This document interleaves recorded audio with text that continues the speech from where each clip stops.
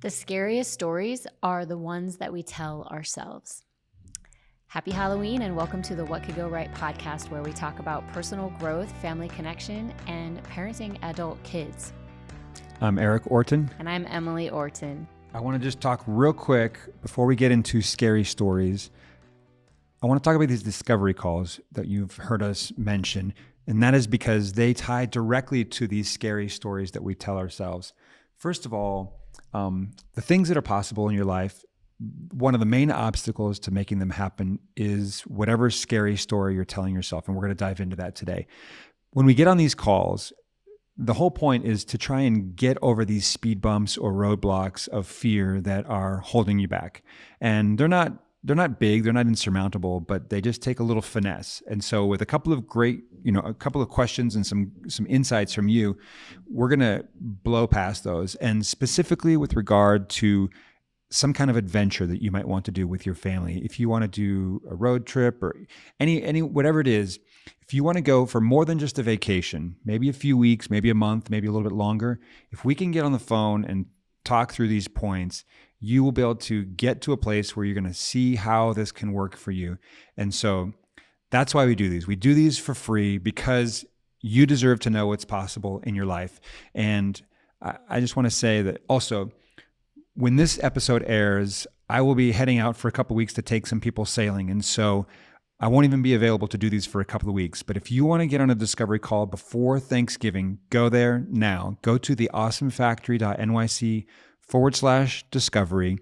There's a few dates left before Thanksgiving. It's a great time to kind of reset as you head into the holidays and get clear on some things. We'd love to help you make your family adventure of your dreams happen. So anyway, theawesomefactory.nyc/discovery. Back to you, Emily. I love what you said, and I just want to clarify because we had somebody sign up for a call thinking that it was going to be some group video, Or a webinar or group coaching kind of thing. No, we're literally going to get eyeball to eyeball with you on a video chat and hear about your plans and what you're excited about. And I know Eric said the fears are small, but they don't feel that way. I know for me, when I came through this process, I thought those fears were like part of my identity.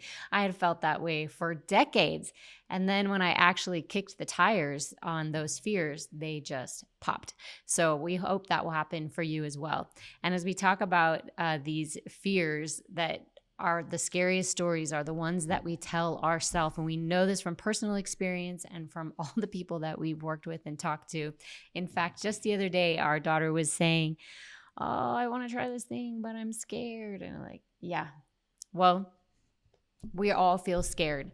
And I told her, you can never be brave if you aren't scared. It's only brave when you do something that you're a little bit nervous about and afraid of. So one of the scary monsters in our heads, I like to call the three-headed resource monster. It's saying to you, I don't have enough money. I don't have enough time. I don't have enough skills. And so that's one where sequence really matters in defeating this fear because... Do you mind if we slow that down? Yeah, Those are worth saying again. Okay, let's say it again. The resource monster. I don't have enough. I don't have enough money. I don't have enough time. I don't have enough skill. Okay. Or like, I'll do it when I have more money, or I'll do it when I have more time. I'll do it when I have more skills. I still feel so indicted on this. I mean, I'm only halfway through life and already I know there's never been a case where I have more money, more time. Sometimes I get more skills. I just start moving in that direction, that's when my skills accumulate. I don't get the skills first. I get the skills while I'm going after it. I'm going to tangent here for a second. And if you ever coach with us or if you come to one of our seminars, one of the things that we teach that I still love so much is the idea that there's never enough time and there's never enough money, because even now I use those excuses for myself. And so I love it because it keeps calling me out. And just the three-headed resource monster and skills as well. Oftentimes we might feel like we have the skill, but we don't have the other two. But the three of them together are vicious, and it's worth figuring out how to kind of take the teeth out of that monster. Well, one of the ways that we like to... You like the Halloween theme? Yeah, I like it. Yeah. One of the ways that we take the teeth, as you said, out of that monster is by the sequence that we approach our goals with, or our dreams, or our big ideas, whatever it might be. And the problem that most people run into, and most people that we talk to run into, and we see this in ourselves as well, is starting with how. Like almost immediately upon the heels of having an idea comes the how. And I know you're talking about like, how am I going to do it? How will this happen? How will it work? See, Halloween. Yeah, we're like, it's the howling, right? It's the howling. And we do not want to do the howling. When you think about what, don't let the how come in right away. You want to just get really clear on what. Spend some time there. Linger like it's a good date, a date that's going well. And so you're just going to stay with it and get more and more specific about what it is that you hope to achieve, experience, contribute, how it will look. Well, that sounds like a how, but it's like, what is it going to look like? What is it going to feel like? What is the impact of it going to be in your life or the lives of others? Get really clear on the what. And then you're going to think about maybe the why. Why do I want to do this? Even who you could bring in, like, who is this for? And then once that or who can help you. Yeah, or who can help you. And once that is really clear and solid in your mind, and you might even want to do a little vision board, or, you know, look at some pictures online for what that might look like. Then the how is going to start to emerge. But most people like think of the what, then the howling starts and the what disappears. For example, like, oh, I maybe want to start working from home and I could do this like specific job. But how am I going to do that? I would probably need a more updated computer, and how am I going to afford that? And suddenly you don't even like Google about the at-home remote work that you were looking into. So it can be something super basic. So don't let the howling begin. That's for defeating that monster of like saying, I don't have the money, I don't have the time, I don't have the skill. Those are all how questions. We want to focus on the what. What is it that you are hoping to do? And for some thoughts on how to get to your what, go back to the previous episode, 3 questions to discover what you really want. Because sometimes sometimes you have a hard time getting to your what. And so that episode is a good help there, I think. Yeah, I love that. It takes a little focus, and you have to know that the hows are coming, and so you can block them out. So that's just one of the big ones. Some of the questions that come up are just like, maybe it'll be just thinking about yourself and what you believe you're actually capable of. And that can be a big problem as well. Eric was telling me a story about a man who has no fear. In fact, one of the questions we like to ask is, what if you weren't afraid? What if you literally didn't experience fear? We like to call it like having an awareness, like being aware that the stove is hot and knowing, and then you act in accordance with that information so that you don't get burned. But most of the time, fear, the anxiety, the worry, that isn't beneficial to us or anybody else around us. So maybe you could tell us a story about like someone has that superpower. Yeah. So regardless of what you think of Elon Musk, I'm reading his biography because he is shaping our time, the time in which we live. And so I want to understand him. And so I'm reading this new biography that's out by Walter Isaacson, same guy who wrote what I consider the definitive biography on Steve Jobs. Both really fascinating and complex and in lots of ways controversial characters. But I'm still in the very beginning of the book. I haven't finished it. In the beginning of the book, it's talking about his childhood. And he grew up in a very violent environment. In South Africa, there was violence in his community. certainly with apartheid and other things. And there was also violence in his own home. He had a very violent father, and there was just sort of fighting and punching and shouting was just very normal. And it's not part of my, I don't think I've ever punched my brother or anyway. The story that his cousin was telling was they were going to some concert in South Africa on a train, and as the train doors open, somebody gets stabbed in the head right in front of them. And then the train doors close, and then they just keep going, and they're just like, what the heck was that? And so the level of violence is what I would consider extreme. Like, I've never witnessed anything like that. And then also the kinds of things that he experienced in his own home with his father. And yet his cousin said Elon was fearless.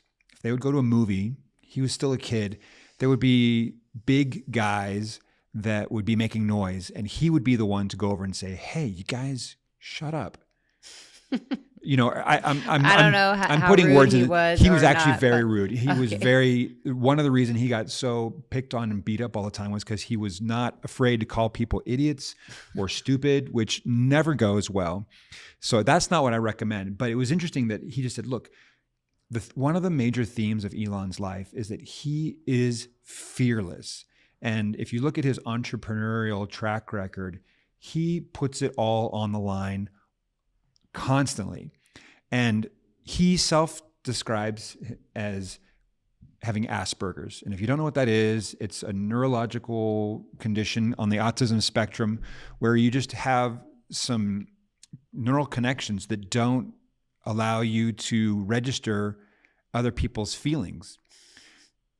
And that has a lot of negatives to it. Like he does not experience empathy for other people. That's why he doesn't care. He says whatever he wants to them because he doesn't care what they think about it. And sometimes that can come across as very cruel, and it is. But in other ways, it can be a superpower where he doesn't care what other people think and makes decisions accordingly. And I think that the fears that we're talking about of what are time, just feeling money, like maybe skills. who am I to go for something like this? People like us don't do things like this. I don't know anybody who's done this. I don't deserve this. It's too good for me. Like I probably can't figure it out, or that's for other people. All of those kind of, and like, I don't have enough money. I don't have enough time. I don't have the skills. I can't figure it out. And it's not going to work. Like all of these things that we tell ourselves. So the point being that all these fears that we're talking about right now, none of them are physical harm or danger. I think that's an important kind of fear to have, the kind that prevents you from accidentally stepping in front of a train or, falling off a cliff or something. Those kinds of fears they're designed to preserve us. These other kinds of fears of what other people think, there's no actual danger, but we create so much danger around it.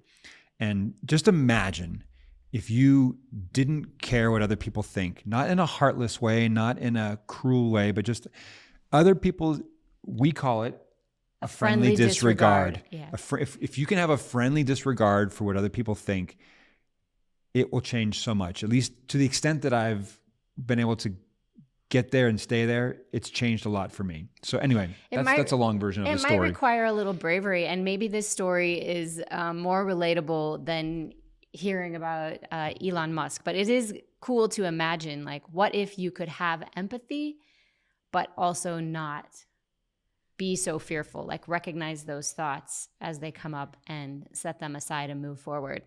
And so this happened with some of our clients recently. And these are coaching clients. Yeah, coaching clients. And they want to build community and address the problem of loneliness that's so rampant in our country and in our communities right now. And so one of the things they were going to do is host a community event at their home. And they were nervous that nobody would come. Based on what they had seen in their community, there was no evidence that people would come. It might have been in a park. I can't remember. Wherever it was. Yeah. that people would come. But then the day arrived and people came, and they came bearing food, and they came happy, and they were excited to be there. And so I wanted to share something that she said. They walked down the street holding something to share, and they came. Isn't that always the fear that no one will come? And we met tons of new people, and we had lots of conversations that all ended the same way. I'm so glad you did this. We've been wanting to meet people. And so whatever it is that you are fearful of, maybe someone is waiting for you to lead out and show the way or create the situation. And I always think anytime that you overcome your fear and someone else gets to witness that and learn from what you experienced, it makes it more likely that they will overcome their fears. That's why we're here. And I actually want to share this quote from Maxwell Maltz. We love his book. It's called Psycho-Cybernetics, which when you translate it out means mental steering. It's like who's at the wheel in your brain. Mental navigation. And mental navigation. And so here's the quote from him about fear. Fear originates from your own mind. Fears mean only that you are underestimating your own abilities, overestimating and exaggerating the nature of the difficulty before you, and that you are reactivating memories of past failures rather than memories of past successes. I'm just going to read it one more time. Do it. It's so good. Love this guy. Fear originates from your own mind. Fear means only that you are underestimating your own abilities, overestimating and exaggerating the nature of the difficulty before you, and that you are reactivating memories of past failures rather than memories of past successes. So in this Halloween episode, talking about how the scariest stories are the ones that we tell ourselves, I know that if you can set aside the how and set aside the fears, then life will be a treat. Ooh, I see what you did there. That's so... Okay, if you want to treat yourself, go to theawesomefactory.nyc/discovery and you'll discover the treat waiting for you. Let's get on the phone for 20 or 30 minutes. Let's get you over some of your fears so that you can go out there and have the wonderful kind of adventure that you want to have with your family, the people you care about. Anything else before we wrap up, Miss Emily? I'm good. Thanks for listening to the What Could Go Right podcast. See you again soon. Hey there, it's Eric. How would you like to travel for a month with your entire family anywhere in the world without quitting your job? I'd love to show you how. That's how Emily and I and our 5 kids started. We would just do these 1-month trips that eventually grew to living on a sailboat, including our daughter with special needs. Once we started to do this, we felt like we'd just found the cheat code for life, and we'd love to share it with you. So this is what we do. It's called a discovery call. You book a time for 20, 30 minutes. It's free. We're going to go over 3 questions. And when we do this, you're going to be able to launch your first of many, hopefully, family adventures. Does not require you to quit your job. All you got to do is go to theawesomefactory.nyc/discovery, pick a time that works for you, and we'll get on and we'll get you going. Why do I do these for free? Because everyone deserves to know what's possible in their life, including you. So, love to see you there. Thanks.